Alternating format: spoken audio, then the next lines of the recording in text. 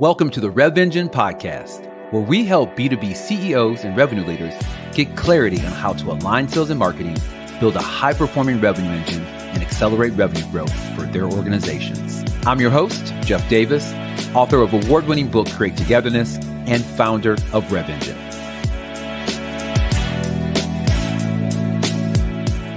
Hey everybody, it is Jeff Davis with another episode of the RevEngine podcast, where we help B2B CEOs and revenue leaders align sales and marketing, transform the revenue engine, and accelerate revenue growth. Today's guest is Brad Myers. He is the founder and CEO of RevMethods. I am really excited to have a conversation with him because he is really focusing on how can we maximize engagement with buyers. There is so much data and insights that many times gets lost between marketing and sales that there's just an opportunity to do it different, do it better. And what we know now more than ever is there's so many data signals available that those companies that get how to capture those and really turn them into insights to have better conversations are going to win in the future. At least that's my opinion. We'll see what Brad has to say. I have a hunch he might agree with me. But with that said, I'm going to pass it over to Brad, have him give a little bit of history and background about himself and tell us what he's doing over at RevMethods. Brad, all yours. Jeff, thank you so much. I really appreciate this opportunity to speak with you. I happen to be a huge podcast listener. Probably listen to 15 or 20 podcast episodes of different sorts every week. Yours actually being one of them. So awesome. I'm truly honored to be on your show today. Well, we're excited to have you. Thank you. I guess brief background on me. I am the CEO and co-founder of RevMethods. We are an engagement intelligence platform. We help B2B companies create more conversations, generate more pipeline, and close more deals from all the rich, valuable engagement signals that marketing is generating and sales is generating and client success is generating. But unfortunately, it's all siloed in that revenue tech stack. And if you think about it, right, every B2B deal that you win has a trail of digital engagement that led up to it. Right? It's not like purchasing bubblegum in the checkout aisle. These aren't transactional type things. So our goal is to help improve that go-to-market efficiency of the revenue team by taking all that disparate data, unifying it, identifying relevant signals and insights, and then spoon feeding that to the commercial team so they can generate more revenue. As I say, how I got here, maybe like you, sales and marketing alignment has been a passion of mine. I'd probably put a stake in the ground back in 2006. When I was at the corporate executive board, which is now Gartner. I joined to launch and lead the mid-market program for marketing leaders at mid-sized companies. It was called the MLR. So my audience were chief marketing officers at mid-sized companies. And the idea back then was to repackage all the great content and research that my sister program had done for large companies, CMOs. And there was a ton of great research, but there was probably one glaring gap that we had to fill pretty quickly after we launched this program is mid-market priorities. When you talk to a CMO at an earlier stage mid-market company, priority 1, 2, and 3 all had to do with sales and marketing alignment. Yep. It was topics like lead gen, or we call it demand gen now. It was lead scoring. It was collateral and sales enablement, all the things, product marketing, all the things that a mid-sized company has to just get a lot more tactical about. So I really had to lean in, and that's probably what was the genesis of my interest in sales and marketing alignment. And after CEB, it led me to join Sage Software, which is accounting software for mid-sized companies, where I joined as a VP of marketing. And I found myself, my job was to take new products to market. So I was all involved with Sage was trying to, bit of a long in the tooth incumbent software company. I was part of a turnaround, and we were trying to launch a number of new SaaS companies. So my job as the VP of product marketing was to launch these products. And so I was literally at the crossroads of sales and marketing to the point where I started building my own sales teams within the product marketing function. I would cherry pick the best salespeople to take these products to market. And we were having such success that my head of North America said, "Why are you sitting over in marketing? You should be in sales. And I'd like you to go build a team in Atlanta with 45 people. And I want to stand up our first direct selling team," because Sage had historically been a partner-led organization. Okay. So I learned a lot about channel conflict in that process because I was the tip of the spear. But that's kind of how I ended up in sales. So I started in kind of marketing, then I ended up in sales. I kind of backdoored sales leadership in that way, building teams. And then over the last 7 years, I've been working more with early stage Series A, Series B companies as a chief revenue officer, and more recently as a fractional chief revenue officer. Because I guess I love bringing order to chaos. I love building teams and taking them to market. And ultimately, it was this role where I'm overseeing sales, marketing, and client success that led me to this idea of RevMethods. Yeah, I love that. We share a lot of common viewpoints, especially when it comes to, I really have throughout my work focused on mid-market for that very reason. So back in my consulting days would have interest from large organizations.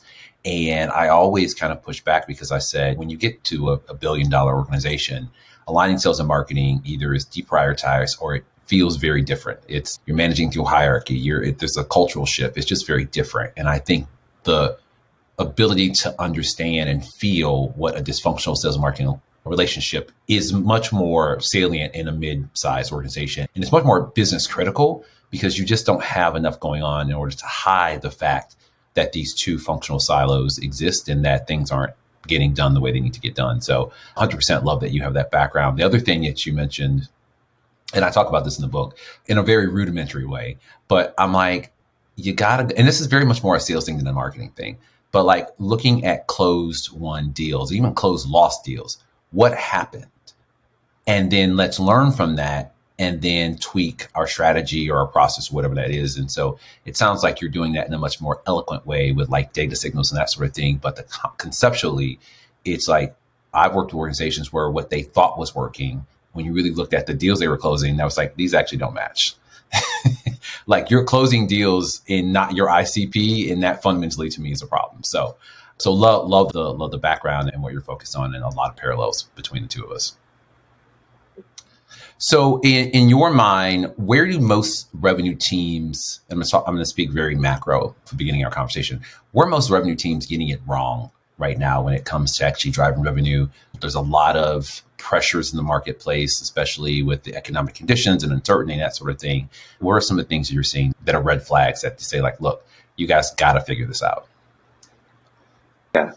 Well, I would say, it's a good question. Relatively speaking to say 15 years ago, I think we're leveraging data a heck of a lot better right today than we used to. So I think the longitudinal view is we're getting better, in part because of all these amazing technologies that we now have access to. Like back when I started, I think we had CRM, and we eventually had a marketing automation tool, and that's it. They didn't speak to one another, right? Yeah. Now we've got, if you've seen those graphics, we've got 9,500 logos to choose from, right? In the sales and marketing tech stack, ABM and conversational intelligence and sales automation and all the rest.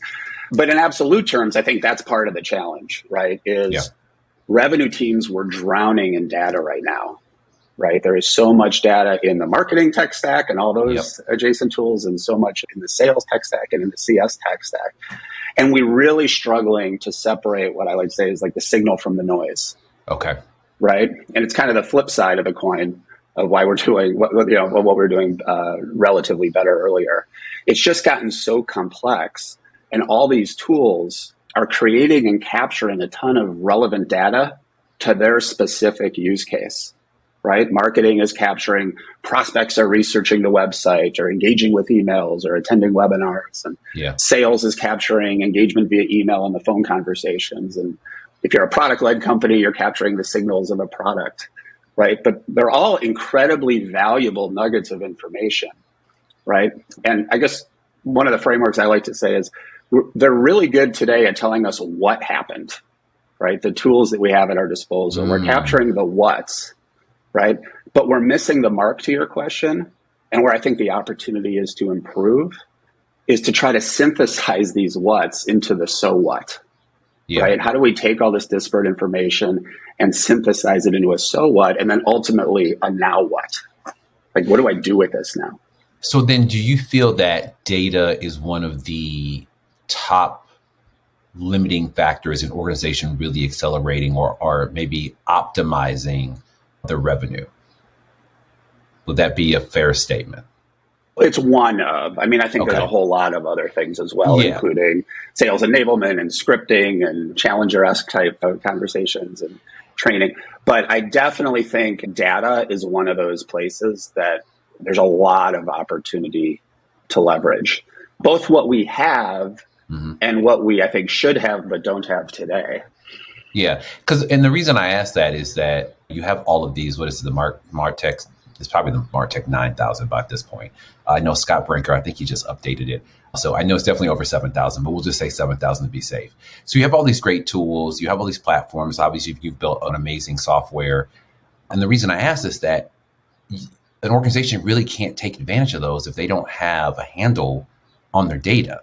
Like you can't get great output from any software, no matter how amazing it is, assuming we take AI out of the question, if you really don't have that kind of cohesive picture of data across sales, marketing, customer success, et cetera, et cetera. And so that's kind of where my question was coming from. It seems to me that organizations are struggling to get the data piece right versus even going to the next level of like really being able to synthesize across organizations. So I just wanted to kind of get your idea of what you're seeing as far as like how are companies saying we have a data issue, like what's step one of saying we've identified it, now what do we do? Right, right. Well, I think the rise of the RevOps role is kind of Okay. indicative of that. I think companies are organizationally at least committing to the fact that, hey, we've made all this investment in all this technology, right? We've made a lot of investment in marketing the website and the various campaigns to go gather more data, more customers, and all their engagement that's associated with it. Yeah. How do we start mining this information to drive greater go-to-market efficiencies? And the RevOps is the individual that's meant to wire these platforms together and help deliver the analytics to make better decision making. So I think at least organizationally, we're spending more time, money, and effort to figure out how to maximize that opportunity with the data. Okay.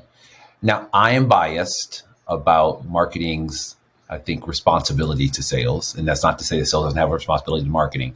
But I think one of the things I also see is that sales is becoming more challenging. This is related to just the data signals, right? Like there's so much coming at sellers. I know you talk somewhat in your work around like how marketing can contribute to adding more fidelity to sellers' insights into accounts. Tell us a little bit more about like what do you mean by that, and is your organization also helping with that? Because I think it's a big thing. Like you're expecting sellers to know everything and to have personalized outreach, but they're having to do all of that themselves. And while that's a part of selling, if that's majority of your time, are you really able to sell? No, it's a good question. It's good. I think the first thing that marketers could do to kind of help out sales would be to value. Well, let me take a step back. If you're in sales, what does a typical salesperson say? They say, hey, marketing, we need more leads. We need more leads. Yes. Right? And what they mean is we want more people that are clicking on that high intent demo request button or contact sales button or whatever you've labeled it. Right? That's what salespeople love. Right? Yep. And maybe going back to the what, so what, because the so what and the now what is perfectly clear to a salesperson. They don't have to burn any calories figuring that out. Someone wants to talk to me, I'm going to call them. Yeah. Right? But when you look at the data, and I've looked at the data across a number of our tenants, it's fewer than 20% of all the signals that marketing is capturing are high intent signals. Right? The vast majority, and you make sense, of the signaling that's getting captured in your HubSpot or your Marketo or your Pardot are what I think people typically call low intent signals. Yeah. Right? They're things like a white paper download or a page view visit or a webinar registration. Right? And I think those signals are valuable, but they're hard for a salesperson to know what to do with. What's the so what or a now what related to a white paper download? Right. And I think we therefore kind of just put it to the side and think it's not very valuable. I think a big opportunity for marketing is to recognize that those are not low intent signals. They're unknown intent signals. We don't know what's going on there. If you look at some of the Gartner research, they'll tell you that 60% of the buying journey is complete before they even click on that high intent signal. Yeah. So a big chunk of those quote unquote low intent signals are actually prospects doing research and trying to understand how you might be able to help them. And so when I was a fractional chief revenue officer, I would tell my team, hey, pretend you're at Nordstrom's. What happens at Nordstrom's? You walk in and someone walks up to you and say, how can I help you today? Mm-hmm. Right? You can walk away and say, I'm just looking and my partner shopping, what have you. But oftentimes you're like, I got a wedding on Friday and I need cufflinks or I need a black belt. Yeah. Right? And I think there's an opportunity for marketers to look into those low or unknown intent signals and take that helping as and work with sales and think of it more as the helping is selling. Have you heard that concept before? The Drift CEO talks about it. Yep. That helping is the new selling. Like there's a big opportunity there because a lot of those people, and I've seen it, and that's what led to this idea, a lot of those visitors they're not all new to world, right? Marketing is spending all this time, money, and effort trying to drive traffic to their website. It's typically always targeted at the same people. There's a lot of repeat visitors. There's a lot of people that have spoken to sales before, former prospects, former clients. They've been through a demo. They might have used your tool before. And we do ourselves a disservice in marketing when they download a white paper, we give it 10 points and then we bury it. But it turns out that was a former prospect that we talked to 6 months ago. Yeah.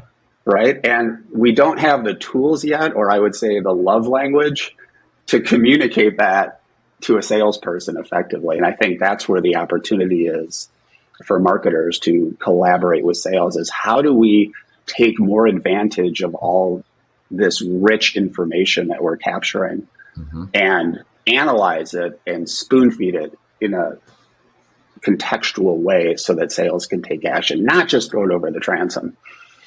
Yeah, so that's interesting. So what are your thoughts on like how would I signal to a seller that this particular person who downloaded this is a part of an organization that already bought, or like how could we be able to stitch that together for them? Because to your point, that may get lost if it could be somebody that just joined the team, or it could be, how do we do that? What have you seen work, or like, what are your thoughts? Well, I think the default device or method that we do is kind of the MQL lead score. Yeah. Right. That is the way that we try to communicate relative value to a salesperson by assigning points to a thing. What I'd like to get to is where we're not sharing scores, but we're sharing context. Right. I think the value of that signal is comprised of at least three things. Like one, I would say, is what was the content that they engaged with, right? I worked for a legal tech company before. Okay. Sometimes the people engaged with assets related to depositions. Like that is something, like that's a little bit of information. Somebody is at the deposition stage of a case. That's a great reason to reach out to us. Other times people would download something around trial. So the piece of content matters. The second thing I think that is valuable, is there any form of, what's the context of the relationship with that particular person, right? Is it a former prospect, a former client, a current client, a member of a buying group, right? How do we do that? And there are ways to technologically lift this up. And then the last thing, would be the timing dimension of it. Like, did this just happen today, this morning, 6 months ago? If marketing can get better at sharing context, I mean, we're storytellers, right? That's our job. And I think we do a great job of telling stories externally, right? And messaging to the market. We seem to drop the ball when we need to start telling stories internally. And it only behooves us to figure that out because, again, how many marketers are struggling with, hey, what's the ROI? What's my contribution to revenue? The more white papers that we could tie back to revenue, like the more efficient we'll be and the stronger our case will be to get more funding. Yeah, I've always said for many, many years that marketing is terrible at selling themselves to sales. Like I've been in so many instances and I had the benefit of coming from sales. So I just always had a very different approach by virtue that I spoke, quote unquote, sales. But many times you talk to sellers and even VPs of sales and they don't understand the value of marketing. And it doesn't mean that marketing's not doing a good job. It just means that they have not done the internal kind of storytelling sales campaign they need to demonstrate that what they're doing has a direct impact in helping sellers sell more effectively, more efficiently, et cetera, et cetera. So it's a skill set that, or it's something that needs to get more attention needs to be paid to it.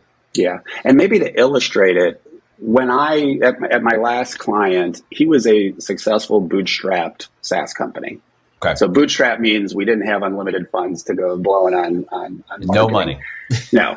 And in fact, when I joined him, he was hesitant to spend money on marketing because he had, as he said, 7 years ago, I spent $100,000 on Google AdWords and I got 8 clicks and it's just not worth it. And I said, well, let's slow it down. What's that? That's not marketing. That's right. That's right. I said, well, that was 8 years ago. I know a rock star agency that can help us out. And I will commit that any signals that we start collecting will start slow. We'll double down where it's working. And I will commit to really trying to understand that. Because again, I've always been passionate about the sales and marketing dimension. And kind of my anecdotal story, which I think is true at every single company, it was during COVID. I just put the kids to bed. I made myself a Manhattan. I was sitting in front of the fire. And I said, let me go look and see what the day's activities were in HubSpot. And I saw somebody had hit the pricing page. And because I had been with this client long enough, I was like, oh, I know that account.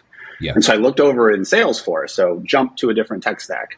I'm like, that's right. We quoted this guy $50,000 18 months ago. We thought we were going to close it, and then he ghosted us. And then I click, and I looked into the activities, and I noticed that sales hadn't talked to him since. But for some reason, at 4:00 in the afternoon that day, that guy had visited our pricing page. Right. So I slacked my sales guy a message and I said, hey, Jeff, remember this story? Give him a ring in the morning. Well, 2 days later, we closed it for $45,000. Wow. And if you looked at the HubSpot score, it was plus 10 and we buried it. Yep. And this is happening all the time because that guy was still in our like typical outreach efforts, right, with the marketing efforts. So marketers are regularly bringing these people back to the table. We just got to get better at, again, separating the signal from the noise and spoon feeding these insights over to sales, because they will take action, and that's not a score. It was the context that led the salesperson to jump. And I think what's important to note is sales didn't have to burn any calories in that case figuring it out. You just gave it to them. I just gave it to them. I spoon fed it, and I think that's a key thing because if you think about what a lead score is, it's a boiled down amalgamation of lots of different variables into a number. And for a salesperson to figure out and unpack that requires burning calories and expending energy to try to say, is this even worth it to me? Right. And so they don't. Because, time is money. Time is money. Yeah. Yeah. Yeah. So go ahead. No, go ahead. Finish your thought. Well, that was the point. I think there's just a ton of opportunity to rethink how we're handling all this rich, valuable data that we're collecting all the time and spending a lot of money gathering. And it's leakage. It's revenue leakage. We just got to establish processes to capture it. And I think that's a great metaphor for it. It is revenue leakage that is due to the inability to we're capturing the data signals, but synthesize them into insights that we can take action on. I think that's the missing piece. So from a RevMethods standpoint, like high level, how are you guys approaching helping clients, helping customers, helping businesses solve this problem? Like what's the methodology and like what are you proposing for people to do differently than they're currently doing? Yeah, well, what we're doing is we're acknowledging that the lead score is going to exist, right? It's perennial. Like I think it's one question before you fully answer this. It kind of died a little bit on the vine, but I might bring it back.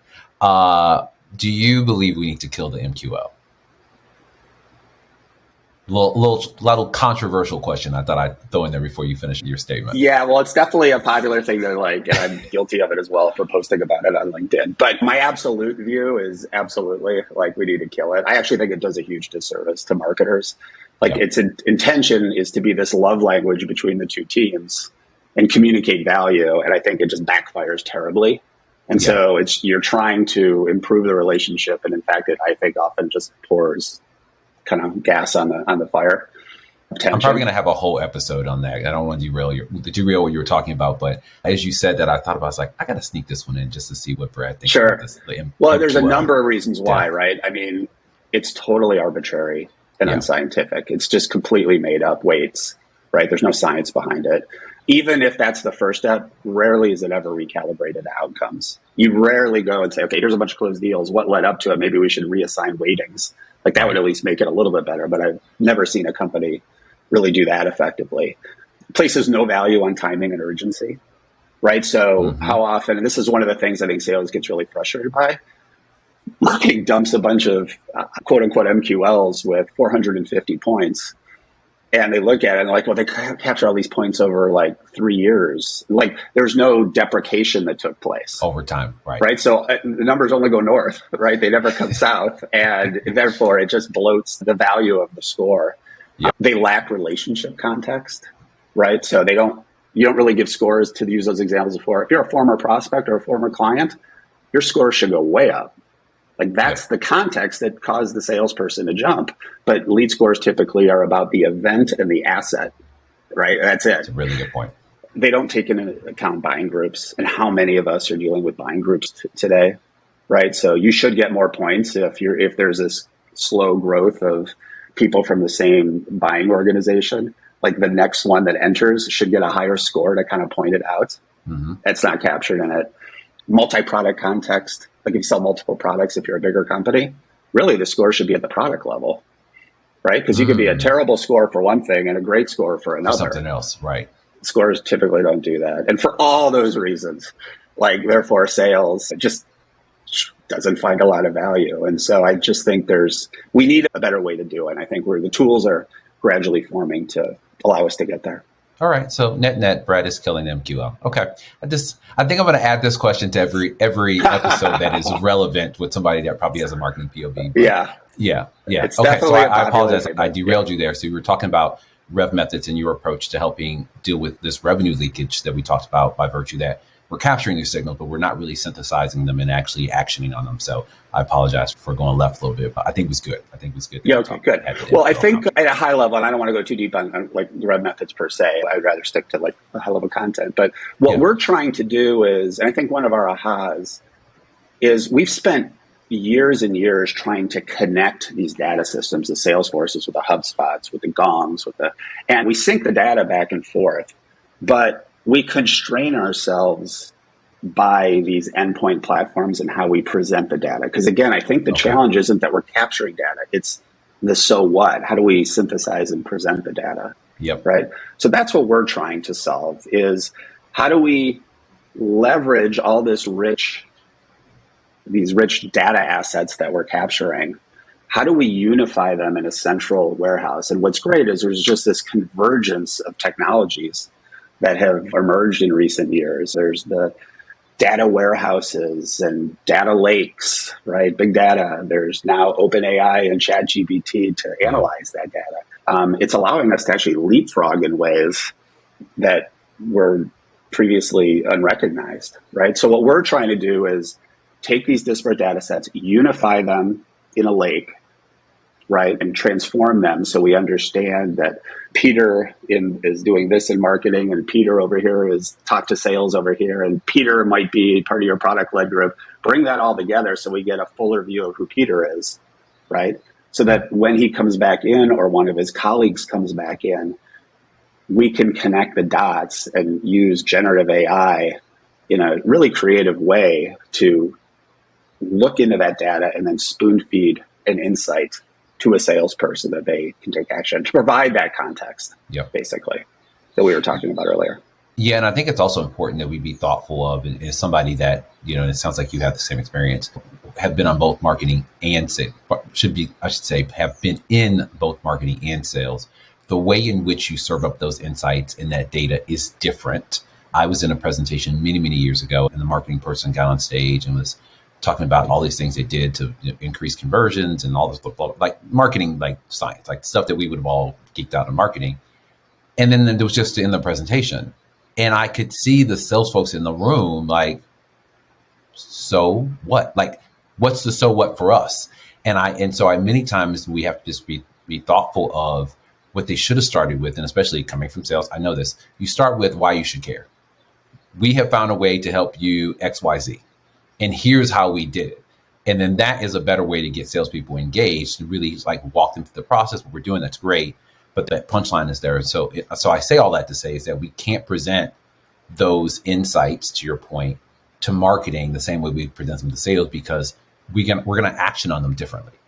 And so, 100%. You know what I mean? It's almost like a macroeconomic professor and a microeconomic professor in a way. Like, there you go. I think of marketing as more a macro. They think at the portfolio level of accounts, Correct. It's impersonal, but sales needs to personalize, right? Sales needs to understand what's my angle with this particular person. Exactly. So all those little discrete things give them that resolution so that they can do it. It's what a sales manager does in a one-on-one with the salesperson. And when a deal stalled, they're like, all right, let's pull up your CRM. When's the last time you talked to them? What did you talk about?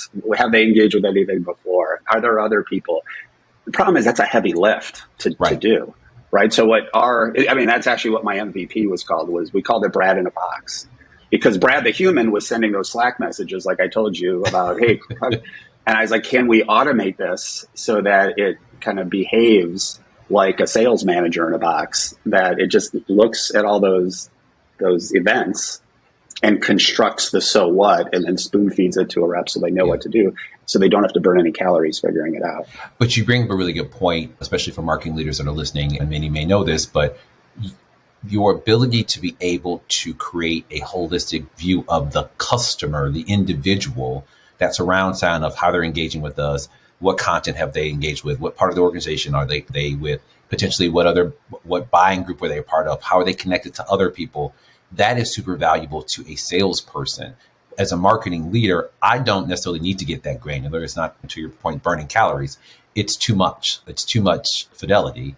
But if we're not giving that to salespeople, it's got to get done somehow. And just throwing leads over the fence, so to say, there's more work to be done for salespeople. And to your point, they get to a point where the investment in their time is not worth it, because they're like, I could be on the phone or sending emails or doing a demo, et cetera, et cetera. Right. This is also where I think third party sometimes hits the wall with sales when you talk about third party data. Right. I mean, I think third party data is great for the marketing side of the house, right? Because you're understanding who's out there, like doing research deep in the dark funnel, and it allows you in kind of that kind of macro way to kind of turn your cannons on them and try to ferret that individual out. Maybe they'll raise their hand and reveal who they are. But in the meantime, you're at least targeting everybody at that email domain, right? That account, right? Third-party data is not helpful to the salespeople typically, because again, they have to burn calories trying to figure out, well, who is this person from apple.com that I need to call? I need a name. I need to be dealing with first-party data. I need someone that has opted in and revealed who they are.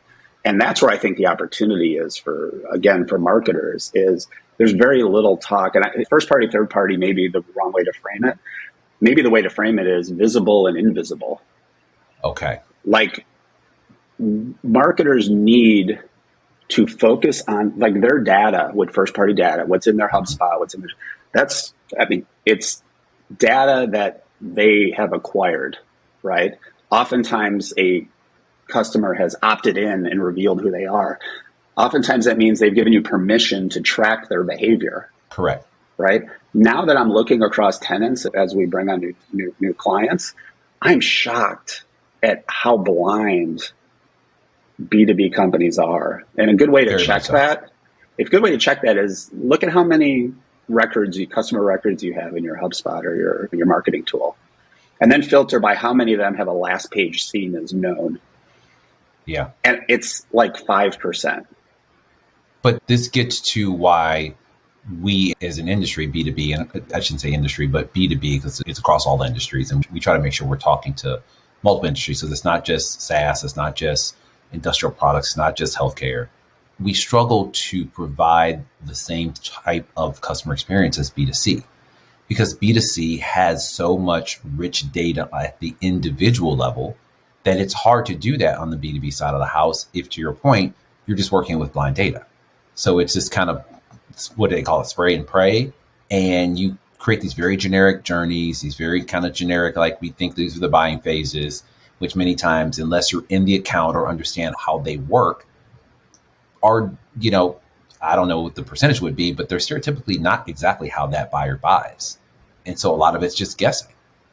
It totally is. But I think more energy, and what I try to encourage the marketers I talk to is focus on that. You want a KPI for next quarter?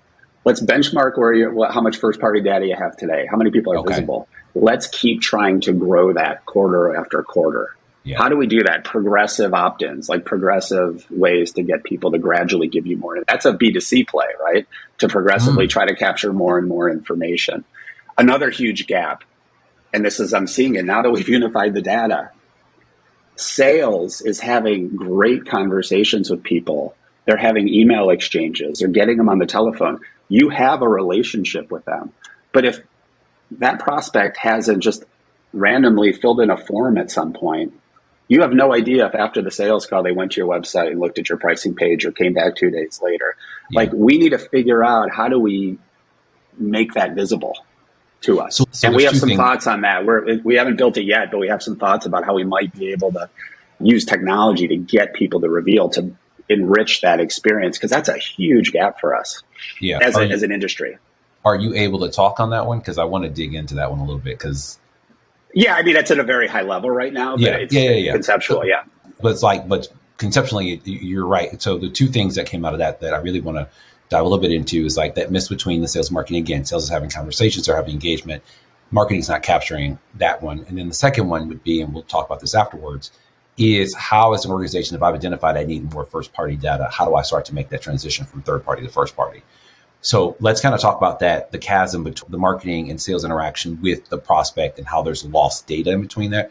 Like, high level, what are some ways in which, or how is RevMethods thinking about that? Super high level, right? Like this, we're not getting tactical quite. But. Well, yeah. Well, it's funny because you're just talking about the macro and micro, and with macro being marketing, right? And marketing needs to be more empathetic and understand that sales lives at the micro level. Like, they need a person 24/7. Right? So that's them stepping in the direction, alignment wise, of sales. I think sales would do themselves a lot of good if they put on a marketing hat and realized, hey, I'm having this conversation. It's going really well. How can I don't want to use the word trick because that's not what I mean, but what tactic can I deploy to get that individual to give me more information so that I am able to do what a marketer would do and track their behavior after that? Because it's going to come back to me. It's going to be like, even if I don't close it on this opportunity, right, 6 months from now, that person might come back. And I want to be able to recognize that. So some tactical things that are not, I think, are interesting. I've seen some really front of the boat teams come up with like a deal room concept. Okay. So after a sales call that goes well, the sales guy says, or woman says, hey, after this call, I'm going to populate a deal room for you where the documents that we're talking about and a couple other assets that might have come up on the call are going to be housed. And I'm going to send you a link. So you have your own custom like deal room. And when they click, that's like a form conversion. You now can follow them everywhere. Like, that's an interesting tactical way. Okay. It's just going that extra 10%. Right. Because it'll pay off in spades later if we start enriching all this information that we have. And the other thing I would say is, usually my guess is the people that sales is talking to typically are the decision makers. Mm-hmm. They may not be the ones that are downloading white papers. Many times they're not. Right? Yeah. So again, there is a disconnect. So how can we maybe even rethink and brainstorm, how can sales in their interactions leverage the technologies we have, or as we're talking about, build some new technologies to get those individuals to reveal themselves and enrich the resolution that we have on our clients? Because in a previous podcast episode, and I won't say which number because I don't know when it's going to hit, but we talked about the fact that it's important to really be thoughtful about that prospect's role in the decision buying group. And to your point, that person at the forefront is not always doing the research. It's not always, they're probably getting the highlights or the executive summary, but they may not be actually going in and clicking, or it's being shared internally. And so we're not capturing because we don't see it. And so you have to be thoughtful of like, just assuming that they clicked on it and they know what's going on and that sort of thing. So it's just another layer that we talked about, which is really important beyond just kind of what their role is as far as like I'm CMO or I'm the CTO. What role do they play in the buying group? Are they the person that's going to be the naysayer and really get into the details and blow everything up at the end? So do you need to start talking to them now in order to get them in a line, just to avoid that derailment at the end? Like all those sort of things that become really, really important, but aren't always captured in the data. Do you know what I mean? 100%. And I think you're right. And that's that blind spot that we have. I think our collective goal as a team is how do we keep making that blind spot smaller and smaller. Right? And how can we both contribute to that? And how can we leverage technology or get people just be more intentional, knowing how we capture that data? Yeah. Yeah. So I want to shift to one of my favorite topics, CRM. I don't know if it's my favorite topic, but I feel like we need to talk more about CRM because the way in which we can get value from it has drastically changed from what it was meant to do back in the day. So I read your article that recently published in Destination CRM. And so you talk about how organizations can use AI to pull out more value from the CRM. I thought it was a fascinating article. I won't steal the thunder of what's in it, but can you share at a high level what you mean by that and encourage people to take a read? Because I think it was a really, really great article that made me think differently about how AI can really, I would take, unlock and maybe even, like we talked about before, help us to fill these kind of revenue leakages from the pipeline. But to share your thoughts. Well, it's interesting. There's been a lot of buzz from a lot of the big incumbents, Salesforce and HubSpot and others. I'll choose Salesforce just because they're such a biggie. Yeah. Fairly recently announced, or they've always had the data cloud, but from what I understand is they're really making a big push to create this. What's interesting about that is I think in the big picture, it's starting to almost subordinate the CRM platform. In other words, I could see a future, to get futuristic, of we're going to be engaging in more ephemeral ways with our data, that CRM and the marketing are going to be these endpoint tools that are going to be feeding this brain, this data lake, or data cloud is what Salesforce is calling it. Right. And it's from there that we get this kind of unified view of the customer from all the different sources. And we're applying AI at that level to extract revenue, which is, the AI stuff I think that article was written 12 weeks ago, 16 weeks ago. So much has changed already within the AI. And it's still relevant. It's a great article, so I don't want to mention it. But to your point, the principle still holds. I just think the AI, this is what's so exciting about AI, is that I think it's allowing us to think differently about how can we extract these insights from all this unstructured data that we have. That's how I look at it. Right. And part of the challenge in the old world is you had these rigid endpoint tools. Some of them call themselves platforms like Salesforce and others. But what they do is they force you to throw all their data in there, and then they force you, the only way to get it out is through an iframe on the opportunity object or the contact object. It was not a very easy way to synthesize data. I think now that we're getting this point with data lakes and big data and AI to act, we're liberating it all. Right. And we're also kind of democratizing it in a way as how easy AI is to use. Yeah. So it's a super exciting, I think, time in this space. It's both invigorating and it's also kind of scary. I was going to say, it's also kind of scary. I totally agree with you, but it's also kind of scary and kind of one personal thing I'm excited about. I obviously I shouldn't say obviously, but it played with ChatGPT and that sort of thing. And a lot of people are using it and becoming expert at it. But from a research standpoint, it allows you to get all of these different sources that you may not have come upon super quick.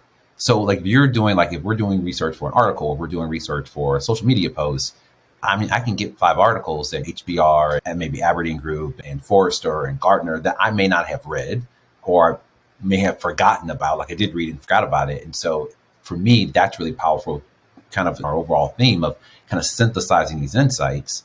You're able to identify these are the 5 resources that you need in order to produce a good article on this topic. Boom. And I can ask it to do whatever it wants to, but at the end of the day, I still need to I need to know about the topic, but it does allow me to then even pull out one of those articles and reread it again to refresh my knowledge and understanding. So yeah, super powerful. Also a little scary.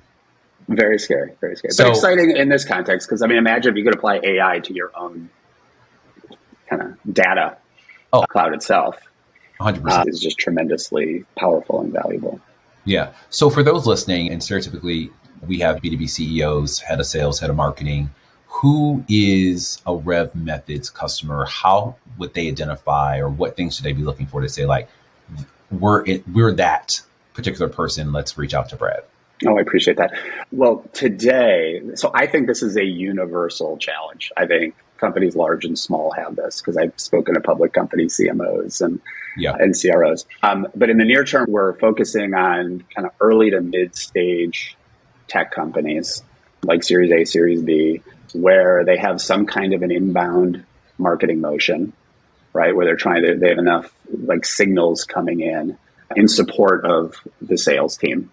Okay. Right. So, and typically marketing has either implicitly or explicitly committed to some pipeline number, right? I need to do it. So our hope is that not only can we help sales create more pipeline out of signals that they're currently are leaking over the side of the table, right? They're missing, but we can help marketers improve the ROI on their efforts in doing so, and get these two teams to work more collaboratively. So B2B, 50 million, maybe say 5 to 50 million in revenue, inbound motion, typically a RevOps function, because they care about their data. That notice that's a signal. And I know this isn't today your focus, but is conceptually what you're talking about also applicable, helpful for other industries outside of SaaS? And the reason I ask is selfish. We really want to make sure we're having a holistic conversation across all verticals and all industries. I think there is a lot of opportunity, what I call legacy industries. So industrial products, manufacturing, that sort of thing, to really kind of, I would say, leapfrog and completely transform their business. But I want to get your, and I know absolutely, not your people, so to say, but yeah, no, I think the principles are the same for that as well. I've talked to large pharma companies have this issue. I know that firsthand, and I think a lot of them are working on it. Industrial companies have it as well. So again, anybody that's kind of a B2B, they have a sales team, marketing's trying to feed them with leads and kind of provide that fuel, and that they have some content. And I would say even the more history you have, the better, right? Because you have all this rich, customer data. How do we now kind of transform it, unify it, and mine it for those insights? Yeah, super helpful.